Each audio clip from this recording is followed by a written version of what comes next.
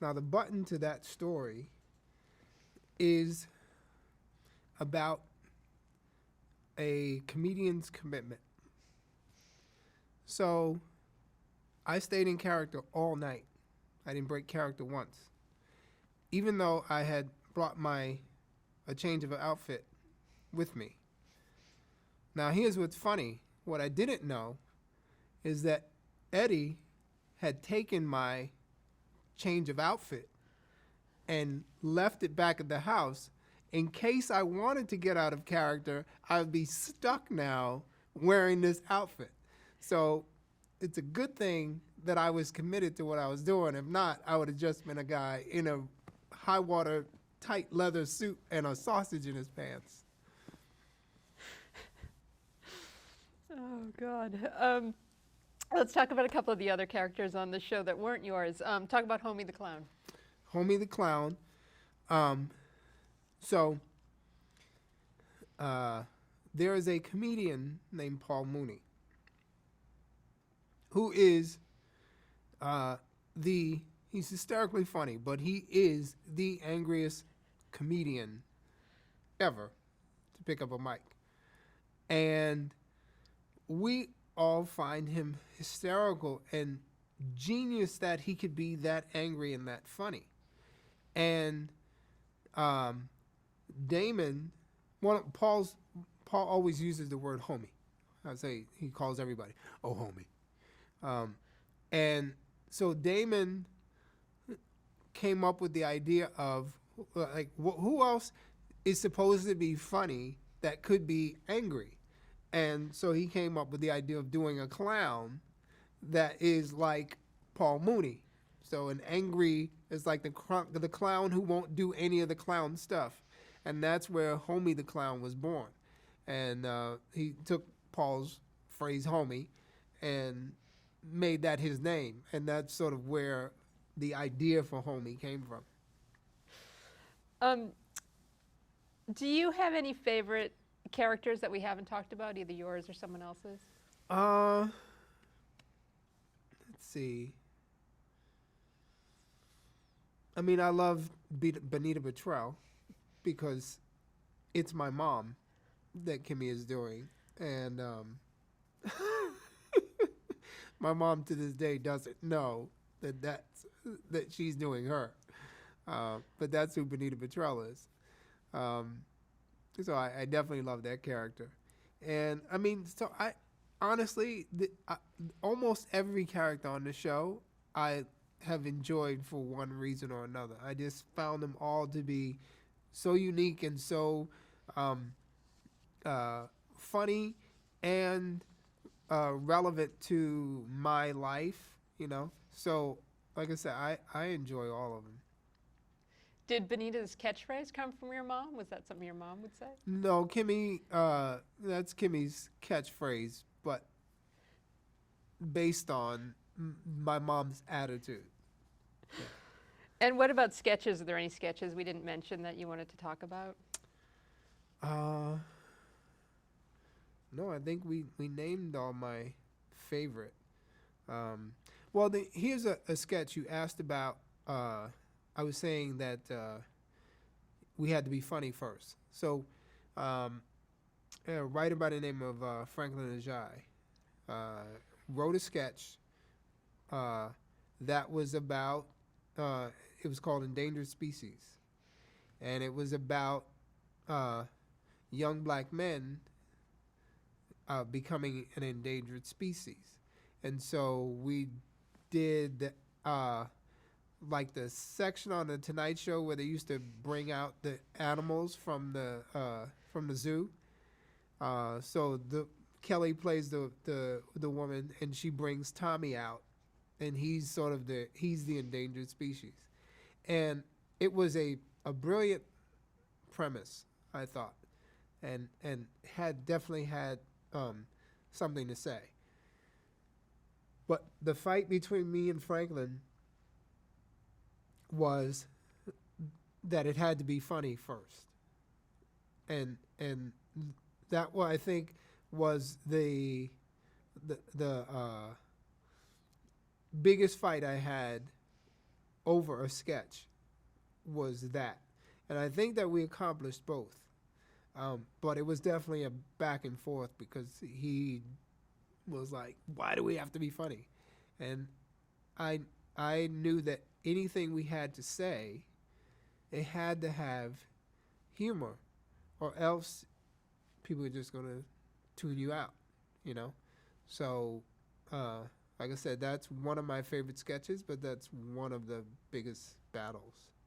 And how conscious were you of trying to infuse a message into the comedy? Never. If he came to me with a sketch like that, and I thought it was a brilliant sketch, I was like, we're gonna do that. But we gotta make it funny. Same thing, if we went after the riots, I'm down. But we gotta be funny, you know? So anything that we did that was edgy or controversial or whatever, it was always funny. So let's talk about censorship on the show. How much of your day was spent on that? Most of my week was spent on that. But I took a different. We had several approaches with the censor. Ultimately, we found common ground. But prior to that, we used to make his life miserable, because the advantage that we had was the slang. So we knew there were things that we could say that he had no idea what they meant. And so we would get away with murder. I mean, in Heyman, we were cursing and all these Jamaican slangs, bombaclad and all this stuff, and he had no idea what it meant. It was just gibberish to him. And when he found out, he was furious. The best one ever was we had this I'm sorry. But we had this sketch, and he said we couldn't say this particular thing. I don't remember what it was. But we said to him, okay, well, can I say toss my salad? Now, slang, toss my salad, literally is lick my ass. And he thinks about it. He goes, sure, I don't see why not. Can I tell you, the next day after that sketch aired, this man was like, how could you do that to me? It was so funny. So funny. But like I said, we used to torture the guy. But eventually, I said to him, I said, okay, let's do this. Instead of telling me what I can't say, tell me what I can say. Give me, like, you can't say this, but if you say that or something like that, and we started to work with each other. And then it became much easier for both of us. But I used to really, and I have this devious side of me too, so I would enjoy just making him nuts. And it was it was fun, but like I said, a lot of back and forth. Did the censorship affect your relationship with Fox at all? No. Fox was, here's the thing is that now, me understanding the business the way I do and knowing all the different channels there are and how insane it could be, Fox was almost as crazy as I was. Like, they really let us fly. It was not, like I said, I understood that there was going to be censorship. And like I said, I used to have fun with the guy, but I knew that there was going to be censorship. And the truth is, when you look at the content of the show and what we were able to get at and what the political climate was at that time, like I said, I got to tip my hat to Fox, because they put themselves out there too. Talk about the Lost Colt 45 sketch. That was censorship right there. It was I played Billy D. Williams, and we did a Colt 45 and a parody of his commercial, and ours was about getting the girl drunk. because they tried to make Coke. The joke was they tried to make Coke 45 like it was a date drink. This is like lightning in a bottle. You know what I mean? It's like 2 hits of Coke 45 and you're under the table. So we took the date rate approach, but with Billy D trying to make it seem real fly. And the censor made us cut out at a certain point, right? Which, we fought, but I was fine with it at the end of the day. But what happened was the person who aired it got the wrong cut. And so he aired the thing in its entirety. And again, the poor guy almost lost his job. And it wasn't our fault. It was, the guy just aired the wrong one. I don't know why. But it never aired again. So, and it was, if you saw it now, it wasn't anything bad. It was just for that time and the context of the sketch being sort of the date rape thing. It was just another one of those living color moments. Another one of those living color moments was the Super Bowl halftime special. Oh, yeah. So talk about men on football. That's one of those. Okay, so that's one of those things. Like I said, in hindsight, I didn't know someone would be as affected by it as they were, and that person is Carl Lewis. And what happened was we did the sketch live, and as I said, we always improv, and with sketches going, and Damon improvises this joke about Carl Lewis being gay, because the whole premise of Men on Film is they out people. That's what they do. Even people who aren't out, they out them.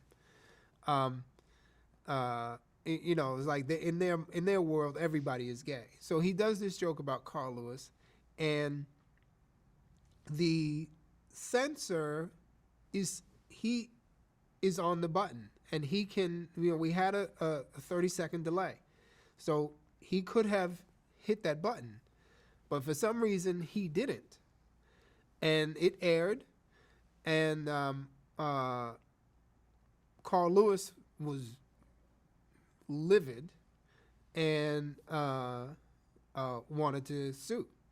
And I think there was an apology letter that went out to him, and ultimately it got resolved. But for me, many years later, I saw a documentary on Carl Lewis. And he actually spoke about that and how I guess he was going through a lot of things during that time and was under a lot of scrutiny, and his sexuality was being questioned, and it really upset him. And I felt bad that, he was so hurt by that, because again, that was not the intention, and it wasn't even written. It was just something that came off the cuff, and it was hilarious. But again, you don't know, that's the thing about comedy, is your intention is to be funny. Once it goes out to the world, you don't know how it's received, and that's sort of the job and downside of the comedian. It's like 90% of the room laughs and somebody is crying. You know what I mean? So it's the chance you take. But the Super Bowl halftime is one of my proudest moments of the show, because we're responsible for halftime now at the Super Bowl being this huge event. What happened was we realized that we were going to be up against the Super Bowl. And Super Bowl dominates television, and at that time really dominated television. and anything that ever went up against the Super Bowl would die. But we saw a window, which was halftime, where people normally got up to pee.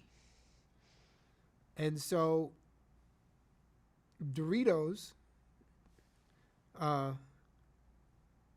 wanted to do something with us.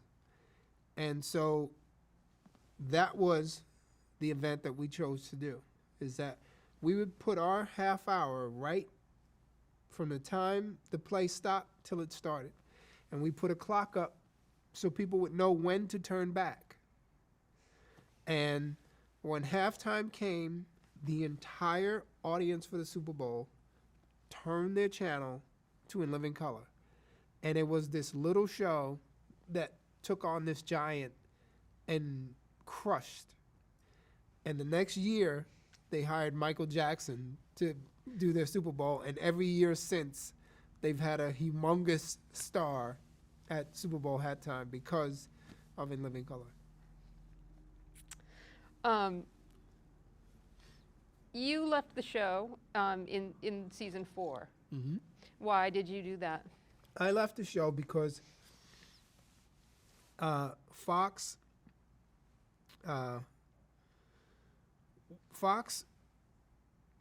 started something that is now commonplace. Up until that time, a show had its run for 5 years, and then you went into syndication. Fox started to strip the show before we got into syndication. And from my point of view, that was going to kill syndication, which is why you do the show in the first place from a business standpoint. And so that to me was like, well, my rainbow is gone. You know what I mean? And it was, very disheartening to think that, you put all of this energy and hard work and doing something that you think, not only creatively is going to be great, but that the upside is going to be there. And then to have that taken, I couldn't bring myself to continue at the level that I was at. I do think that if I had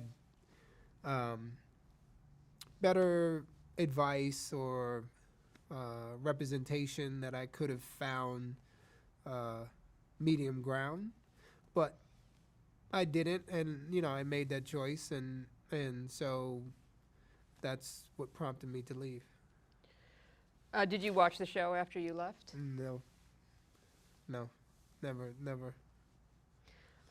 While you were on the show, you received 7 Emmy nominations, and you took home a statue. Right. In 1990. So how did that honor feel? The honor felt great. I wish I could have been more articulate in my acceptance speech, but I was a little overwhelmed because I had never won anything. Like in school, I had never won anything. In sports, I had never won anything. I had never won anything in my life. And to win something, that to be the first thing you win, was overwhelming. And I had this great speech where I wanted to dedicate it to my mom, who had come to all the other events that I never won anything, but it just didn't. And here's what's funny. Jamie Foxx made a reference to me when he won his Oscar. So he was talking about how he thought, as he started to get emotional, he talked about how he would make fun of people who would cry. And he was talking about me because he teased me after that. And he had the same choke up, but he managed to get through his when he won his Oscar. But yeah, I couldn't finish it. In 2011, you worked on a reboot of the show. Right. So how far along did you get in that process? What was that all about? We shot a presentation. that if I was not calling it In Living Color, it would have been awesome. But I know that the show has such um, goodwill and expectation that it would have been unfair to this new group of actors to put them out there in this shadow. It was like you either reach this or go beyond, but anything short of that, you just leave it alone. Did you ever consider calling it something else? And No, no, because my intention really was to try to reboot. But it's different now. The talent is different. The climate is different. The technology is different. It just like I said, when we did In Living Color, it was just us, and now you're chasing it. That's one of the things. Topically, you're chasing everything. You have a 24-hour news cycle. You know, if you're on a weekly, by the time you air, that's done. You know, and then in terms of the talent, it's like, where do you find Jim Carrey? You know, where do you find people who can do impressions and sing and, you know, act and improv and, you know, all the things that group did. You know, that was just magic right there, you know. so what do you think the show's legacy is? I think the legacy of the show, beyond all the great talent that has come out of the show, is being part of the progression of television in the same way that All in the Family and Cosby and, you know, Seinfeld, shows that just had a different point of view that brought people together of all races to experience something, you know, collectively. The fact that you permeate pop culture is just something that doesn't happen often, you know, and to be part of that legacy is the most amazing thing for me. You mentioned Robert Townsend's Partners in Crime Right. earlier, so talk a little bit about that project. Well, that was Partners in Crime was a thing that Robert and I did for HBO. That was sort of in the sketch variety format, and we had a lot of fun doing that. Yeah. Not a lot to really talk about because I only did the first and second one. But I wanted to do more. I wanted to direct, and I wanted to just have more input beyond writing and performing. So that was around the time that I felt like I needed to spread my wings. In 1997, you hosted your own talk show, Yeah. the Keenen Ivory Wayans show. Right. So how did that come about? Well, I saw a void that I wanted to fill, and I sat with Buena Vista TV, and, you know, we talked about doing a late night show. What I didn't know was at the same time, like, 5 other people saw a void in the market and wanted to do a late night show. And so it just became this sort of fill the black guy void thing, as opposed to being able to find that window and fill it. And that was for me, one of my least favorite experiences because I'm not good at mediocrity. And uh, every day they would tell me, in late night, you don't have to be funny. You just have to be humorous. And I go, I don't know how to be humorous. And they would, late night is also more producer driven. So you have segment producers. And they would come up with these segments that I would just feel like I was in outer space. Like they were so not who I was or who the audience watching would. I just, oh, I remember being so stressed that I would lay on the floor of my dressing room and put pictures of my children on my chest to calm myself so that I could go out and do this. And I was so happy when it was over. I was just like, wow. My brothers were funny because they were like, why do you want to do a talk show? You don't like talking to people. Because I'm not a very talkative person, you know? So they would laugh at me, but yeah. So besides filling the void that you saw, why did you want to do it?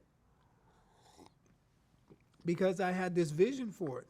I thought, you know, I had this idea of how to elevate late night, you know, that it just seemed like all late night at that time was sort of the same stale kind of format. And if you look at the first couple of shows, you can kind of see what the vision was. The problem was that I didn't realize what a grind a day-to-day was. And I was asking people to do impossible things. And, you know, the burnout of trying to do a well-produced big show with sketches and, you know, variety and all this every night, it was impossible. I see why by show 10 you just get gibberish because people just, you know. You went into a period where you started really working with Sean and Marlon, on a number of movies. Right. So talk about that collaboration, why the three of you kind of went into that phase. Well, Marlon and Sean, like myself and Robert, were two guys who wanted to create their own destiny. Like they felt like they had something to say. And the first script they came to me with was Don't Be a Menace. And I read it, and I thought, there's some funny stuff in here, you know. The scene that I remember really making me think there's something here was the profanity household. It was such a funny take on, you know, the kind of mother, father, son relationships in the hood movies. I thought this is, if you can come up with, you know, 20 of these, you got a movie. And I also wanted to see if they really had what it took. And I made them write 10 drafts of that script to the point where they literally were in tears because they just felt like, what else do I have to do? And I told them that the art of writing is rewriting, and that you don't rewrite with resentment. The way you rewrite is the things that work, you put over here, and everything else you get rid of. But you don't write around these things. You write fresh. And then as opportunity for these things present themselves, stick them in. This is your bank. You know you have this in the bank. And so I wanted to put them through that process, and they stepped up. Through their tears, they stepped up and they wrote a really funny script. And then we made the movie, and let's just say it didn't come out the way it was supposed to. And we shut down production because I didn't direct the movie. Shut down production. We had $200,000 left in the contingency, and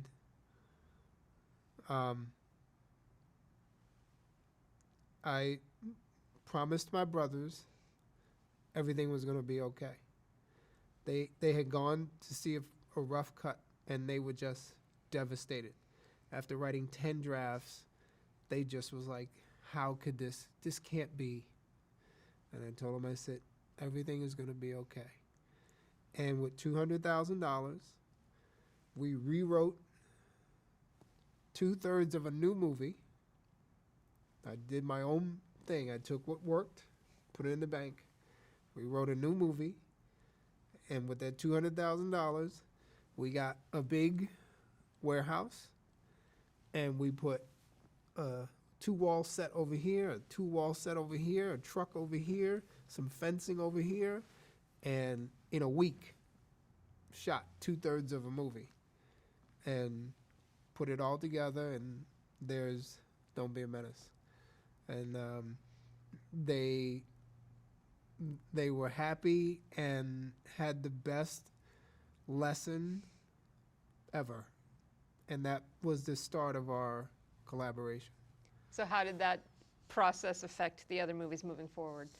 Well, they understood the drill, and there was no tears. There was just, let's do what we got to do.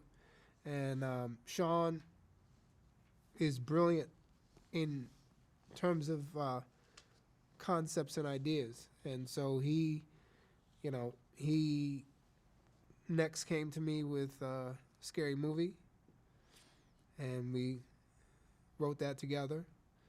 And then White Chicks came after that. So we were talking about some of your more recent movies, and a lot of the movies that you've done over the years kind of are a twist on a genre. Right. So what attracts you to doing that kind of film? I think that the concept is twist on a genre, but they're all sort of pop culture movies. So I like when a movie gives you an opportunity to go beyond its genre and talk about everything that's going on, And each of those movies, whether it's Don't Be a Menace, it was all about what was going on in terms of the depiction of inner city life, and just how ridiculous it had gotten and over the top that it had gotten. And then Scary Movie was the whole irreverent, teen, brooding girl sort of, world that we saw in the 90s, and how that had gone like so over the top. So it really was just kind of being there to make comment, And even White Chicks was actually a little bit ahead of its time. I mean, it's just funny how that sort of privileged, dingbatty,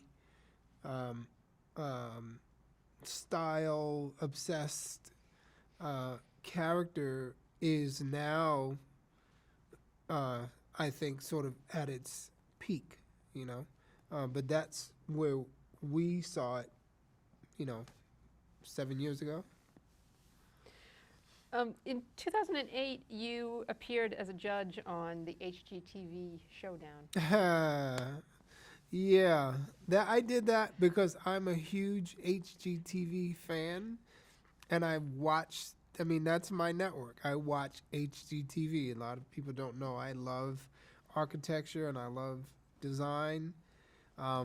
So when they asked me, I just said yes because I was like, I watch all of this, so that's why I did it. That's awesome.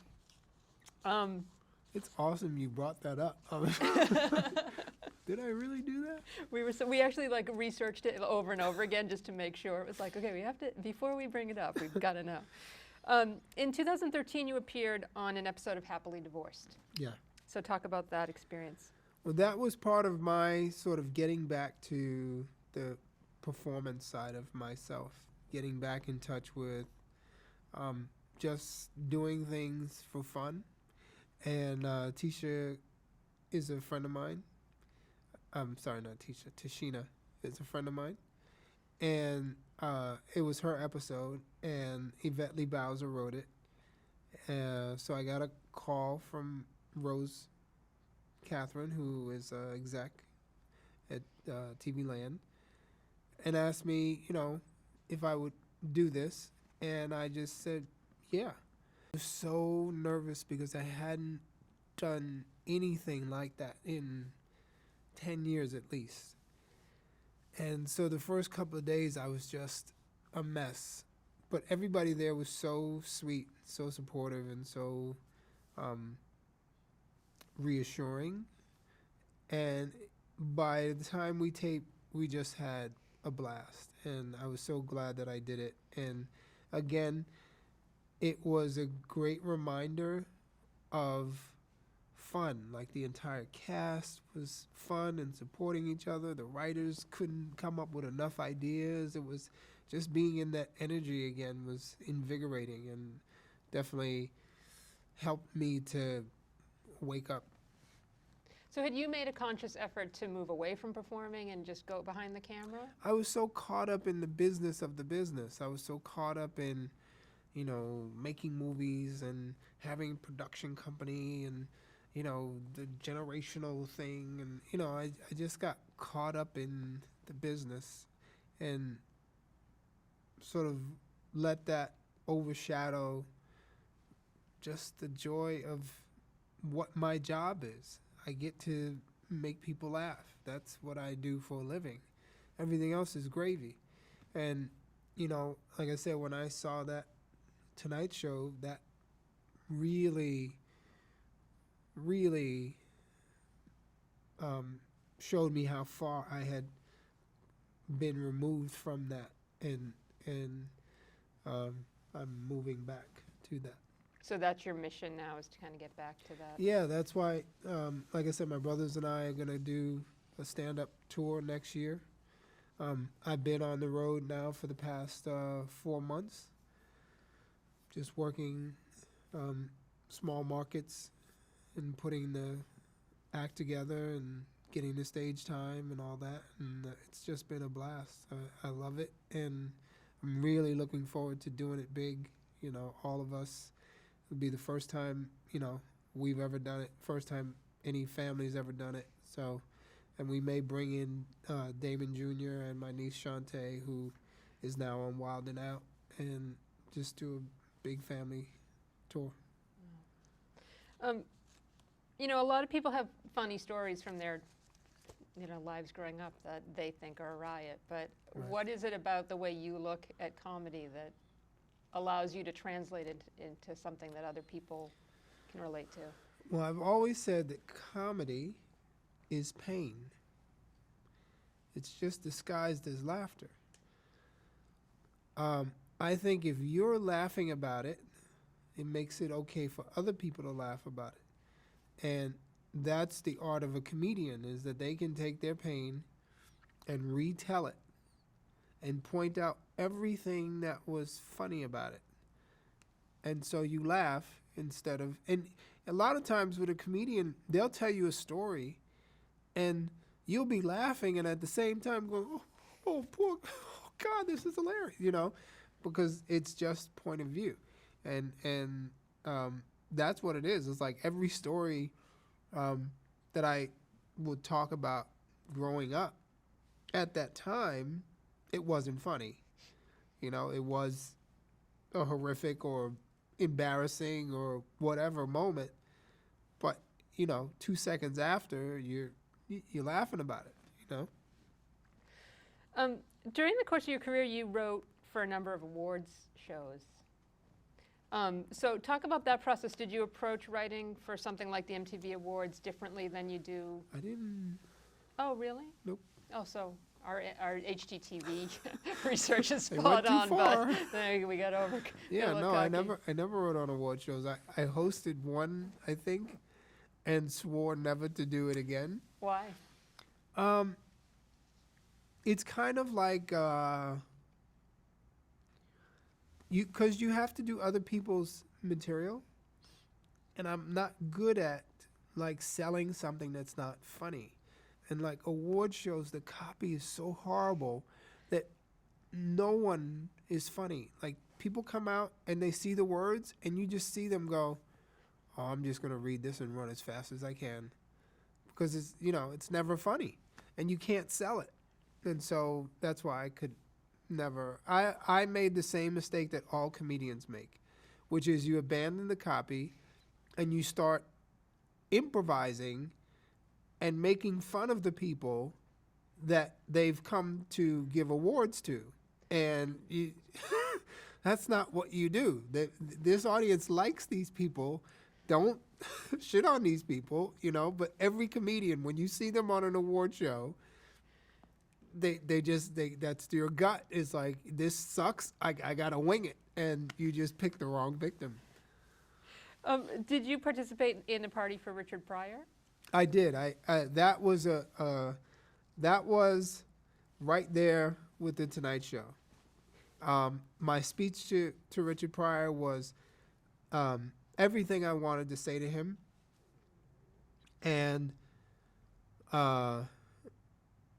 I could not, if I were going to bookend my career, it would be with those two moments, the Tonight Show and being able to thank the guy who showed me what I was going to do with my life. And I could not have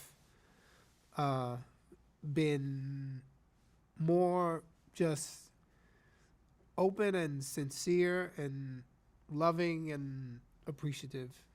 Had you met him before that? No, what I said to him that night was that I had had many opportunities to meet him. When he would come to the Comedy Store, Eddie was very good friends with him, and he wanted to introduce me because he knew what a huge influence Richard had on me, and I didn't want to do it. My brother Damon had met him and wanted to introduce me, and I said no. And the reason I said no is that I never wanted to meet him as a fan.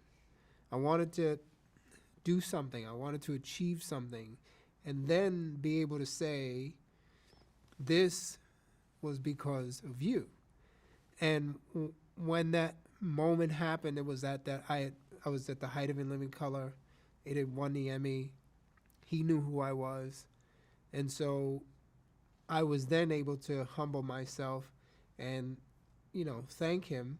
And at the end of that, I said, now I'd like to meet you. And I went over. There I go again. No, I went over and I hugged him and thanked him, and it was beautiful. Like I said, you see the 2 times I got choked up in this? That's my bookends right there. Amazing bookends. What do you think Richard Pryor's legacy is? Well, Richard Pryor changed comedy. He made it a performance art. Prior to Pryor, most comics stood there and told jokes. Richard Pryor, George Carlin, Lenny Bruce changed that. Pryor's greatest influence was on all the African American comedians who came after him. All of us are disciples of Richard Pryor. And we proudly acknowledge, Pryor came along at a time when he was part of a movement where the voice of Black America was getting louder and louder. And he, as a comedian, had the loudest voice, and he was fearless, and he really pushed the boundaries, and he was so honest and truthful about who he was that white people weren't offended by him, because he wasn't just dragging them out, he was dragging himself out. And it was like, oh, Well, if you can laugh about that, yeah, I'll laugh about being uptight. That's cool, you know. And he, you know, was able to do it on his terms, and that's sort of what was so inspiring about him. You know, it's like there was no, it wasn't compromise, it wasn't playing it safe, it was just keeping it real.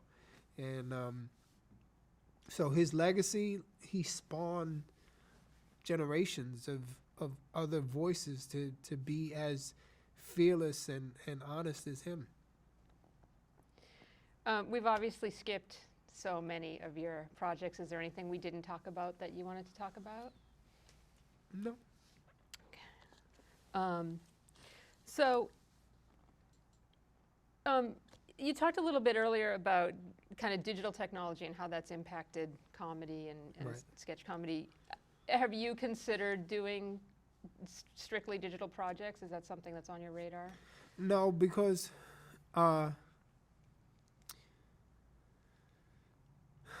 the internet is, there's a confusion, or I shouldn't say a confusion, there's a fusion of things called content.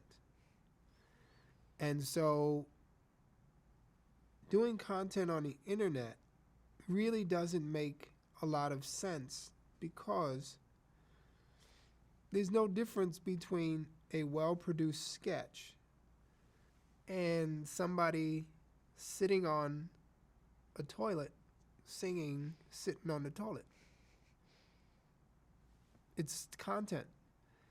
And so to unless you're starting out, it makes no sense to put your stuff online. The only sense it makes is as a promotional tool. But as a creative medium, the kids who or people who look on the internet, they don't care.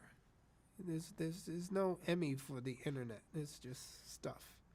So as long as there is, you know, places like cable and network and movies, I wouldn't. My brother wants to do it. He's doing something right now, but I wouldn't put my stuff online. How has TV changed since you started in the business? Well, I think it's gotten much better. I think there's some pretty great stuff on TV. I'm a huge fan of Modern Family. I think just in general, television, especially cable, I mean, Magic City is awesome, and Mad Men is great, and Scandal, and you got really good stuff on TV right now. There's just so much pushing the envelope and authenticity, and there's good stuff on there. And how do you think the portrayal of African Americans has changed over the years? Well, definitely gotten better. I think we don't have numbers, so I think in terms of the amount of images, still work to be done. The leading role versus the co-leading role, still work to be done. But the type of roles and the grace and elegance and truth, I think is definitely getting there. So I'm happy with the progress, knowing that there's still more to be done. What would your fans be surprised to know about you? That I was on HGTV. I think we would be quite shocked. That it? Yeah. What's your proudest achievement? Proudest achievement.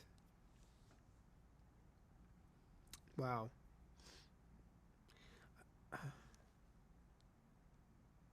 Well, I guess